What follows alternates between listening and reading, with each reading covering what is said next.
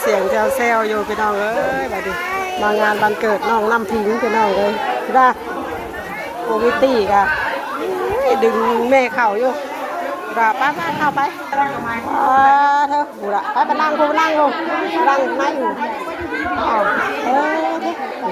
เสียงกระเซลเนี่ยเด้อน้องพี่น้องเปิดคลิปเปิดภาพมากก่อนเนาะทักทายสบายดีและสวัสดีเด้อเราตาดงบรรทุกทุกคนเสียงอนอวยแน่เราไปงานวันเกิดเด็กหน่อยกับสิมีแต่เด็กหน่อยเนาะเข้าไปข้างในเลยเข้าก็ได้เต็มเลยเต็มเลยเอาไว้ผัดลมปิดบ่อยก็ได้นี่หูได้จะใครเป็นเจ้าของวันเกิดได้บัดนี้พุ่นอ่ะพี่ญาติเป่าเค้กกันเลยเขาไม่เคยขอนั่งหัวเขาไม่ตัวขอนั่งหัวบอกแม่โตมาดูเลยแม่ดูลาแล้วว่าแม่โต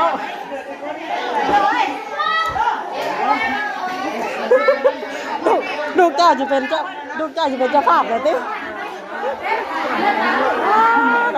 เด็กน้อยกับเบิ้ลๆแซวๆจับถึงเลยจับเล็กน้อยไปดิวลูกกันดูใส่ปุ๊บยังมีมากวิถือหัวป้าเลยลูกโอ้คุณอะกระปั๊มอยู่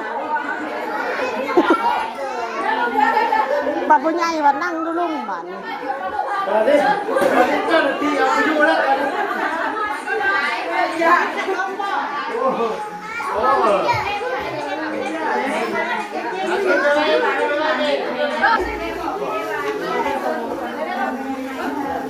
ขึ้นได้แต่โตแล้วเวลาเอิญก็บ่อยากไป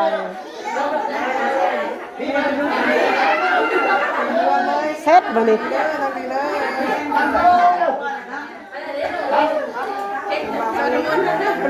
ส่วนละมุนแห้งต่อเค้กแล้วเราก็แตกบึ้นแล้ว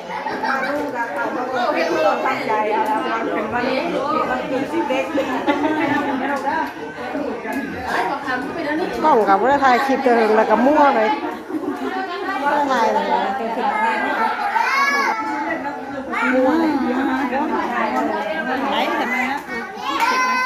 แล้วมาได้ออกงานด้วยเนาะไผ่ปิดตัวไหนเอาเลย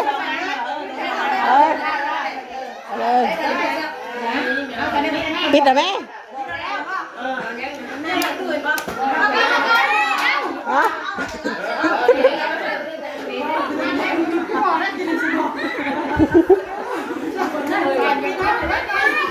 หมวนแท้ติ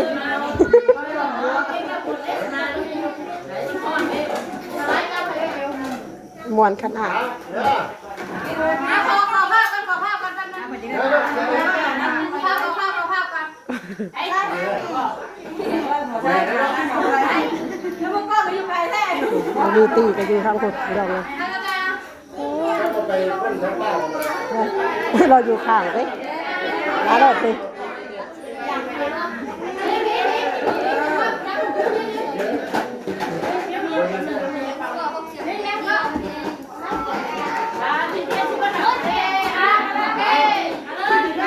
เอาเลย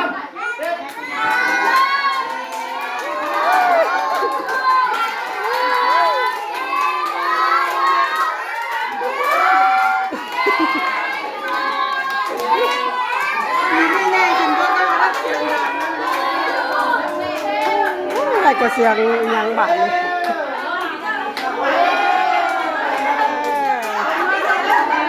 ยังเลยโตเรียบร้อย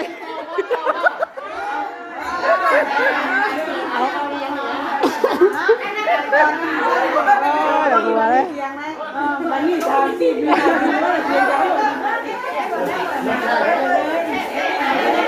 ไปเวลานาทีเด็กหน่อยสิครับเปิดอยู่ได้น่ะเปิดอยู่ตัวแพ้คน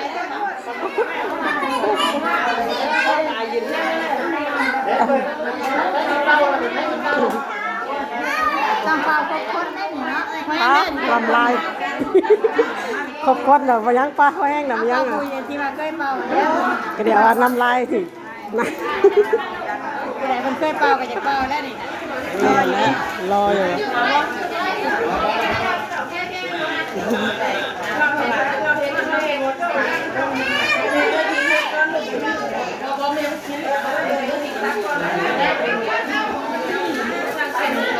โอ้โหทันทีกับสับลาบดีละเซ็ตแต่แท้บันนี้วะ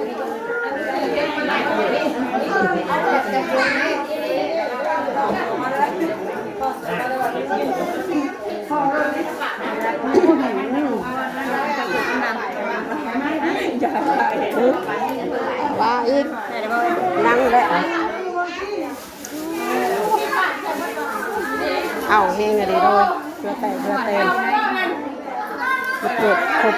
ครบรอบสักปีแล้วเลยบอกน้องน้ำพิง4 ปีแล้ว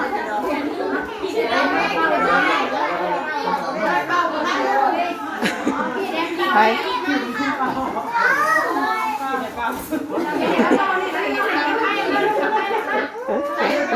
ยังไปน้องบิวตี้จะเป่าบ่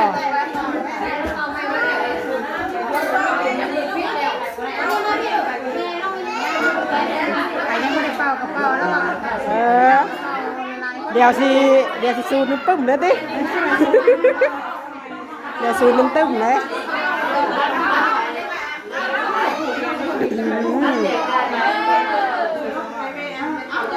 ไปวิให้วิเขาไปผูกแล้วเขาไปผูกแขนดอกบอสเจ้าเขาไปผูกแขนนอกไหมอ้าวบอกแนวมันดีอยู่แล้วเดี๋ยวน้องวิเขาไปผูกแขนในนอกเลยโอ้ยวิวตี้ไหมมันแม่ถูกหัวป้าได้ไหม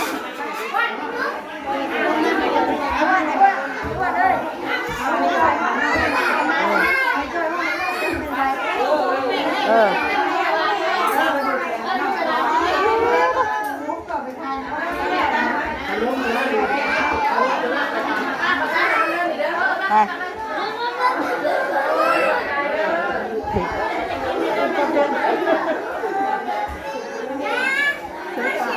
ไปละ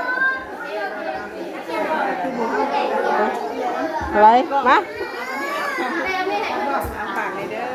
เอาเลยกัน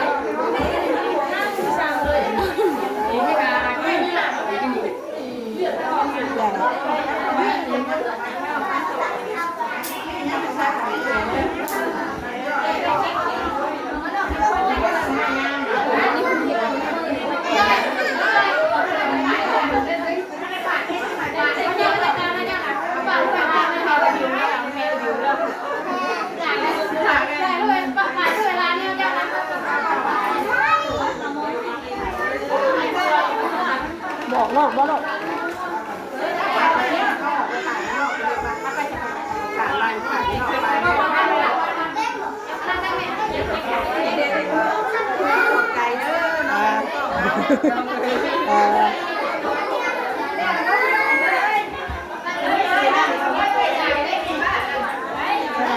ดีดีบ้าง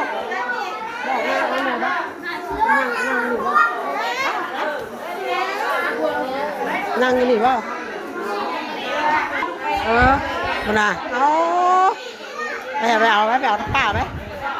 เอาน้ำป่าหูไหมไปไปครีมตัดให้ไหมออกบันดิงนั่งอยู่นอกว่ามันห่อนแห้งไปเนี่ยน่ะไปตัดเอาไหมยังอีหลากอะไรยัง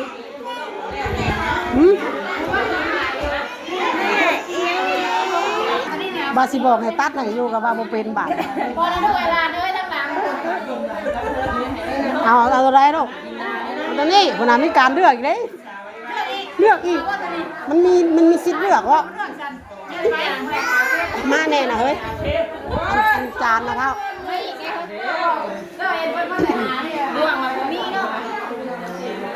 มีดกับตัดอันเดียวมีอันเดียวบ่นะเฮ้ย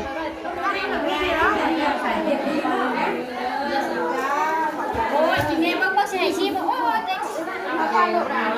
รอแป๊บนึงนะตัดอยู่ เอาแล้วลงนอนหน้ากันเนาะเอาแล้วเนาะเอาแล้วบันนี้ชิมเอาแล้วชิมเอา2 อันนี่เอาอันเดียวก็พอละมั้งเอาเสียนน่ะ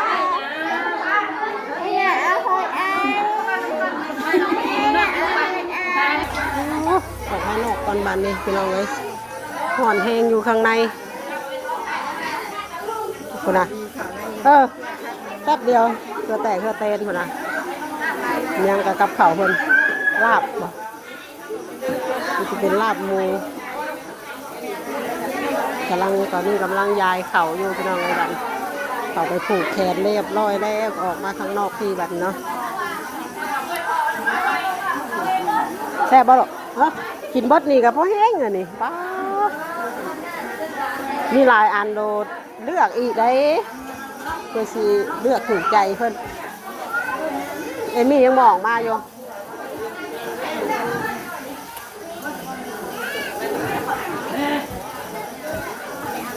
อ้าวได้ว่าฝนจะตกอีกบ่เนาะ